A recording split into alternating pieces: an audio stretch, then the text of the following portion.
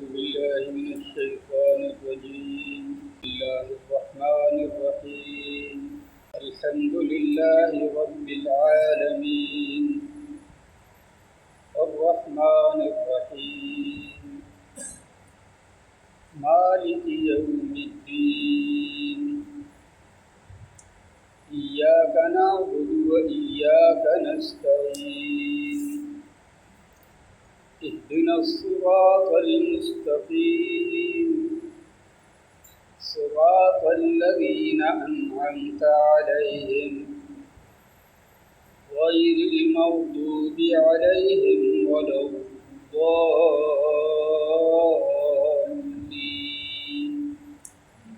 آمين. اهدنا الصراط المستقيم، ہم کو سیدھا راستہ دکھا دیجیے. اہدی ہم کو بتا دیجیے، دکھا دیجیے یا بتا دیجیے.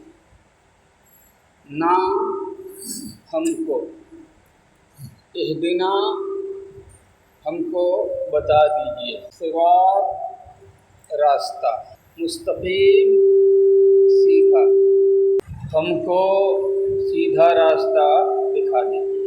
سورہ فاتحہ میں یہ بات عرض کی گئی ہے، عرض کی جا چکی ہے کہ اللہ تعالیٰ نے بندوں کو مانگنے کا طریقہ سکھایا کہ جس سے مانگنا ہے سب سے پہلے اس کی تعریف کیجیے، اس کی خوبیاں بیان کیجیے، پھر اس سے اپنا تعلق ظاہر کیجیے، پھر مانگیے.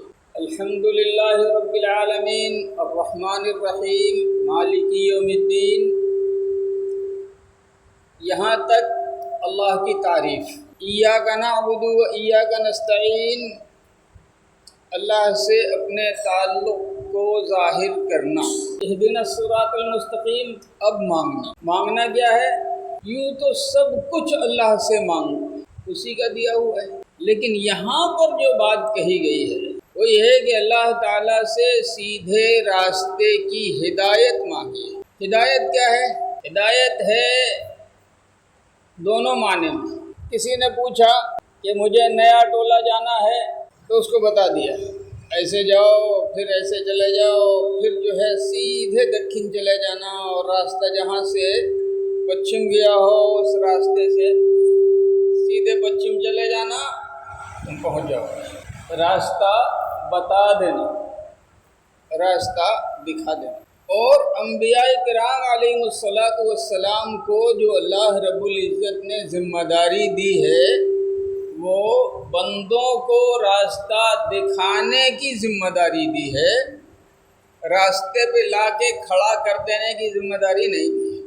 چنانچہ قرآن کریم میں اللہ تعالیٰ نے نبیوں کو ہدایت کی ذمہ داری دی، لیکن پھر قرآن کریم ہی میں اللہ رب العزت نے فرمایا انک لا تہدی من احببت، جس کو چاہیں آپ اس کو ہدایت دے دیں، ایسا نہیں ہوگا. تو یہاں پر ہدایت کے معنی راستہ پر لا کے کھڑا کر دینا یا منزل تک پہنچا دینا. تو اللہ تعالیٰ نے یہ بات فرمائی کہ آپ کا یہ کام نہیں ہے، یہ میرا کام ہے. ہم جس کو توفیق دیں وہ منزل تک پہنچے گا، اور جس کو ہم توفیق نہ دیں تو آپ اس کو ہدایت نہیں دے سکتے. یہاں پر ہدایت کے معنی ہیں منزل تک پہنچا دینا. یہاں پر ہدایت کے معنی راستہ دکھانے کے نہیں ہیں. کیوں؟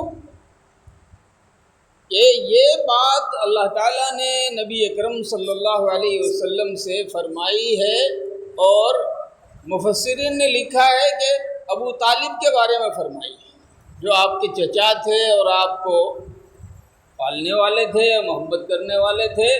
اور موت سے پہلے نبی اکرم صلی اللہ علیہ وسلم نے جا کے ان کے پاس اسلام پیش کیا تھا کہ چچا میرا دین قبول کر لیجئے، ہمیشہ کی تکلیفوں سے بچ جائیں گے اور ہمیشہ کے آرام میں داخل ہو جائیں گے.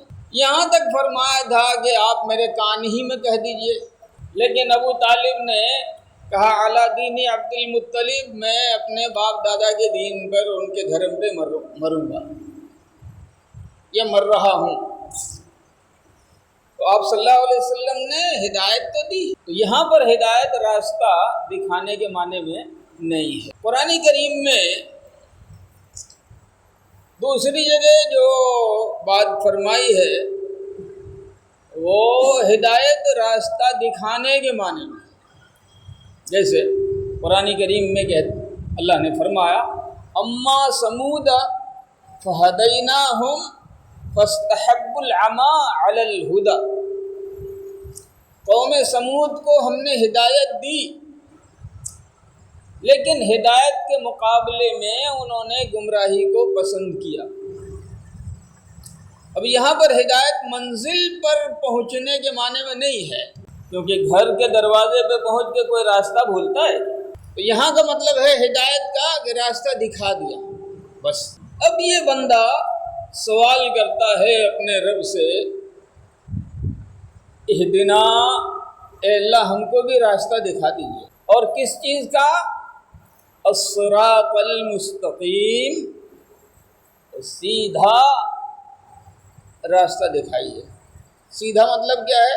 صراط مستقیم، صراط مانے راستہ، مستقیم مانے سیدھا، صراط مستقیم سیدھا راستہ۔ اور یہاں پر سیدھے راستے کا مطلب ہے نہ دائیں جھکا ہوا نہ بائیں ہٹا ہوا، بالکل راستے کے بیچ پر اعتدال۔ اور قاعدہ یہ ہے کہ راستے کی دائیں طرف چلنے والا گر پڑ سکتا ہے، بائیں طرف چلنے والا وہ بھی گر پڑ سکتا ہے، بیچ راستے پہ چلنے والا اندھا آدمی ہو تو بھی پہنچ جائے گا۔ اور یہاں پر راستے سے مراد سیدھا راستہ بھی ہے اور بیچ کا راستہ بھی ہے، اور وہ راستہ ہے اسلام کا۔ کیا مطلب؟ اس سے پہلے جو مذاہب آئے، یہودیوں کو جو مذہب ملا اس میں سختی تھی، عیسائیوں کو جو مذہب ملا اس میں نرمی تھی، اسلام جو آیا نبی اکرم صلی اللہ علیہ وسلم کو جو دیا گیا تو دونوں کے بیچ کا راستہ ہے، نہ ضرورت سے زیادہ سختی اور نہ ضرورت سے زیادہ نرمی۔ اور یہ فطرت کا مزاج بھی ہے۔ کیوں؟ قرآن کریم میں اللہ تعالیٰ نے دوسری جگہ ارشاد فرمایا ان ربی علی صراط مستقیم، ان ربی علی صراط مستقیم، میرا رب سیدھے راستے پر ہے۔ میرے رب کو کیا ضرورت ہے سیدھے راستے پر چلنے کی یا اور کچھ کرنے کی؟ تو یہاں مطلب کیا ہے؟ کمی اور بیشی سے ہٹ کر کے جو درمیان کا راستہ ہوتا ہے وہ راستہ ہے فطرت کا، اور یہی بات قرآن کریم میں کہی ہے۔ اچھا، میں ایک بات پوچھتا ہوں، یہ جو ہمارا جسم ہے اور جسم کے اندر جو رگ ہے اس کے اندر جو خون دوڑتا ہے اس کا پریشر ذرا بڑھ جائے تو بولو ہائی بلڈ پریشر، اچھا جتنا پڑھنا چاہیے اتنا نہ پڑھے تو بولو لو بلڈ پریشر، ادھر بھی بیمار ادھر بھی بیمار۔ اور جو بیچ کا راستہ ہے جتنا پڑھنا چاہیے اتنا ہی اگر ہے تو آدمی صحت مند ہے۔ دل کی دھڑکن ہے، کم ہو جائے تو آدمی بیمار، زیادہ ہو جائے تو آدمی بیمار۔ جو بیچ کا راستہ ہے جتنا دھڑکنا چاہیے اتنا دھڑکے آدمی صحت مند۔ جسم کے اندر بہت سارے مادے ہیں، ہمارا جسم جو بنا ہے تو اس کے اندر بہت سے میٹیریلز ہیں، ساری چیزیں موجود ہیں۔ اب یہی شوگر آپ دیکھ لو، ضرورت سے زیادہ ہو جائے تو آدمی بیمار، اور یہ ضرورت سے زیادہ کم ہو جائے تو آدمی بیمار۔ جو بیچ کا راستہ ہے وہ رہے تو آدمی صحت مند ہے۔ جسم ہمارا گرم ہوتا ہے، اس کی گرمی ضرورت سے زیادہ ہو جائے تو بیمار، اس کی گرمی ضرورت سے کم ہو جائے تو بیمار، اور جتنی ہونی چاہیے اتنی ہی ہے تو آدمی صحت مند۔ یہ ہمارے جسم کے چہرے کے اوپر آنکھیں ہیں، اور مان کے چلو کہ ایک کوئی آدمی ایسا ہو جس کی آنکھ آلو کے برابر کی ہو جائے دونوں تو آدمی بدصورت ہو جائے گا، اور کوئی آدمی ایسا ہو جس کی آنکھ چنے کے برابر ہو جائے تو بھی آدمی بدصورت کہلائے گا، اور جتنا ہونا چاہیے اتنا ہی ہے تو آدمی صحت مند۔ یہ ہے صراط مستقیم، اور اس کی بات اللہ تعالیٰ نے قرآن کریم کے اندر بیان کیا، ان ھذا صراطی مستقیما، یہ میرا سیدھا راستہ ہے، فاتبعوہ، اس سیدھے راستے کے پیچھے چلو، ولا تتبعوا السبل، اور اس کو چھوڑ کے دائیں بائیں آگے پیچھے کا کوئی راستہ اختیار نہیں کرو، فتفرق بکم عن سبیلہ، تو وہ تم کو منزل والے راستے سے ہٹا دے گا اور تم کامیاب نہیں ہو پاؤ گے۔ کیوں کہ منزل تک پہنچنے کا راستہ ایک ہی ہوتا ہے، اس کو چھوڑ کے کوئی راستہ آدمی اختیار کرے گا منزل تک نہیں پہنچ پائے گا۔ مثلا یہ ہماری سڑک ہے، اتر کی طرف جو راستہ جا رہا ہے وہ بھاگلپور پہنچائے گا، دکن کی طرف جو راستہ جا رہا ہے وہ ہمیں ہسدیہ پہنچا دے گا۔ اب جانا تو ہے کسی کو ہسدیہ، لیکن وہ اس راستے سے نہیں گیا بلکہ ادھر کا راستہ اس نے اختیار کر لیا، ادھر کا راستہ اختیار کر لیا، ادھر کا راستہ اختیار کر لیا، ادھر کا راستہ، اور چاروں طرف ایک راستے کو چھوڑ کے باقی اس نے بہت سارے راستے اختیار کر لیے، وہ کبھی منزل تک پہنچ پائے گا۔ اسی لیے اللہ رب العزت نے تاکید فرمائی، اور حدیث پاک میں آتا ہے کہ اللہ کے رسول حضور اکرم جناب محمد رسول اللہ صلی اللہ علیہ وسلم نے ایک لکیر سیدھی کھینچی، ایک لکیر آگے داہنے، ایک لکیر بائیں، پھر نیچے ایک لکیر دائیں، پھر ایک لکیر بائیں، اور اس کے بعد یہ سیدھی لکیر کے بارے میں فرمایا ان ھذا صراطی مستقیما، یہ میرا سیدھا راستہ ہے، اس کے اوپر چلو گے تو کامیابی پالو گے، ولا تتبعوا السبل، اور یہ جو دائیں بائیں کے جتنے راستے ہیں ان راستوں کے پیچھے مت چلو، ان کی پیروی مت چلو، اگر ادھر چلو گے فتفرق بکم عن سبیلہ، تو وہ تم کو منزل والے راستے سے ہٹا دیں گے۔ اب یہاں پر کچھ جن کے دلوں میں وہ تھوڑی ہوتی ہے، وہ کسی چیز کو غلط جگہ استعمال کرتے ہیں، جن کے اپنے دل میں بے ایمانی ہوتی ہے، میں کہتا ہوں جن کے اپنے دل میں بے ایمانی ہوتی ہے اور جو گمراہی کے راستے پہ ہوتے ہیں، وہ آیت تو صحیح پڑھتے ہیں لیکن مطلب غلط، اور اس کی بسم اللہ ہوئی تھی حضرت سیدنا علی کرم اللہ وجہہ کے زمانے میں۔ وہ حضرت علی کو خلیفہ نہیں مانتے تھے بلکہ گمراہ مانتے تھے، اور حضرت علی کو برا بھلا کہتے تھے۔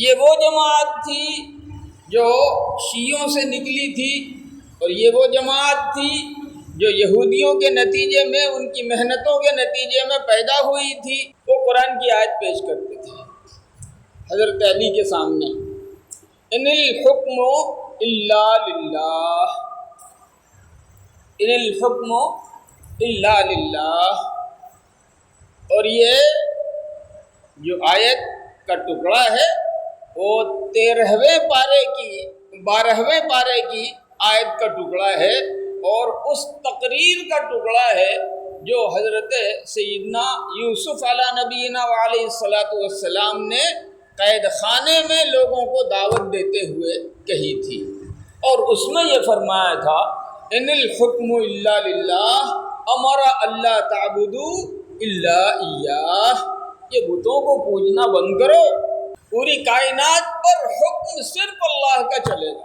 امر اللہ تعبدو الا ایاہ، اس اللہ نے ہم کو حکم دیا کہ ہم صرف اسی کی عبادت کریں، اس کے علاوہ کسی کی عبادت نہیں کریں۔ اور پھر فرمایا ذالک الدین القیم، بالکل درست اور صحیح دین یہی ہے۔ آیت پڑھی صحیح، لیکن حضرت علی رضی اللہ تعالیٰ عنہ کے زمانے میں یہ بے ایمان لوگ اسی آیت کو پیش کرتے تھے، ان الحکم الا للہ، حکم اللہ کا چلے گا تو علی حکم چلانے والے کون؟ حالانکہ ان بے ایمانوں کو اگر دل کے اندر ایمان ہوتا تو بات سمجھ میں آتی کہ اس کا حکم بھی تو اللہ ہی نے دیا ہے، اطیعوا اللہ واطیعوا الرسول واولی الامر منکم، اللہ کی فرما برداری کرو، اللہ کے رسول کی فرما برداری کرو، اور تمہارا جو بھی ذمہ دار بنا دیا جائے اور جو بھی تمہارا امیر بنا دیا جائے اس کی فرما برداری کرو۔ تو حضرت علی کی فرما برداری ہو رہی ہے یا قیامت تک کسی امیر کی فرما برداری ہوگی تو یہ اللہ کے حکم سے ہوگی، اور یہ اللہ کی فرما برداری کے مقابلے میں نہیں ہے، مگر وہ ان کو اپنا بے ایمانی سے مطلب پورا کرنا تھا، الو سیدھا کرنا تھا، تو وہ کہتے تھے ان الحکم الا للہ، حکم اللہ ہی کا چلے گا۔ حضرت علی رضی اللہ تعالیٰ عنہ جواب نہیں دیتے، کبھی جواب اگر دینا ہوا تو کہہ دیتے کلمۃ حق نرید بہ الباطل، یہ کلمہ تو حق کا ہے لیکن اس سے مراد جو لیا گیا ہے وہ بالکل غلط ہے۔ ایسے ہی یہ حدیث جو نبی اکرم صلی اللہ علیہ وسلم کی ہے جو پیش کی گئی، آپ صلی اللہ علیہ وسلم نے جو نقشہ کھینچا تو باطل مذہبوں کا نقشہ کھینچا، یہ سیدھا راستہ اسلام کا، اور یہ ادھر کوئی مذہب، یہ ادھر کوئی مذہب، ادھر کا مذہب، ادھر کا مذہب، سب غلط۔ لیکن یہ بے ایمان لوگ جو صرف اپنے نفس کے مطابق عمل کرتے ہیں اور اپنی طبیعت سے، اپنے جی سے قرآن اور حدیث کا مطلب بیان کرتے ہیں، وہ اس حدیث کو پیش کر کے کہتے ہیں کہ دیکھو اللہ کے رسول صلی اللہ علیہ وسلم نے لکیر کھینچ کے بتا دیا، یہ راستہ حنفیوں کا یہ بھی غلط، یہ راستہ شافعیوں کا یہ بھی غلط، یہ راستہ مالکیوں کا یہ بھی غلط، یہ راستہ حنبلیوں کا یہ بھی غلط، اور یہ ڈائریکٹ راستہ ہمارا جو ہے یہی درست۔ ایک مرتبہ یہی سوال کسی نے مجھ سے پوچھا کہ مولانا صاحب اسلام میں تو اللہ اور اس کے رسول صلی اللہ علیہ وسلم کی بات مانی جائے گی، تو پھر یہ چار فرقے اسلام میں کہاں سے آئے؟ ہم نے کہا پہلی بات تو اپنا دماغ صاف کر لو کہ یہ چاروں اسلام سے ہٹ کے، جو کیڑا پل رہا ہے نا اس کیڑے کو جھاڑ کے دماغ سے نکالو، یہ چاروں اسلام میں ہیں، چاروں اسلام کا طریقہ ہے۔ اور میں سمجھانے کے لیے تم سے پوچھتا ہوں، ایک درخت ہے، بہت موٹا درخت ہے اور اس کی 4 ڈالی ہے، اور چاروں ڈالی پہ ایک ایک آدمی بیٹھے ہوئے ہیں، ایک ڈال اس کی پورب گئی ہے، ایک پچھم گئی ہے، ایک اتر گئی ہے، ایک دکھن گئی ہے، ہر ڈال پر ایک ایک آدمی بیٹھا ہے۔ مجھ کو یہ بتاؤ کہ ڈال پہ چاہے الگ الگ بیٹھے ہیں لیکن یہ چاروں اسی درخت پر ہیں یا کہیں باہر ہیں؟ بیٹھے تو اسی درخت کے اوپر۔ اس لیے اس قسم کی حدیثوں کو یا قرآن کریم کی اس قسم کی آیتوں کو ان کی اپنی اصل جگہ سے ہٹا کے دوسری جگہ فٹ کرنا، یہ چیز بتا رہی ہے کہ تمہارے اندر کھوٹ ہے اور بے ایمانی۔ اہدنا الصراط المستقیم، بندہ اپنے پروردگار سے مانگتا ہے کہ پروردگارا مجھ کو اپنا سیدھا راستہ دکھائی اور اس کے اوپر چلتے رہنے کی توفیق عطا فرمائی۔ اب آگے اس کی تفصیل انشاءاللہ کل آئے گی۔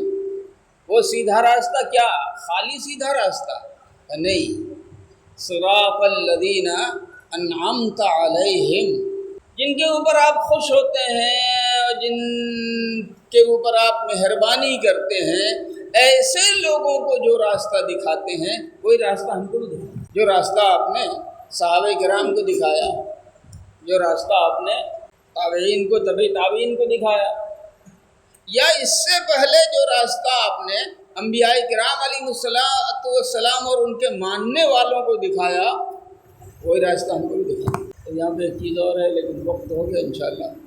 اللہم برحمتک یا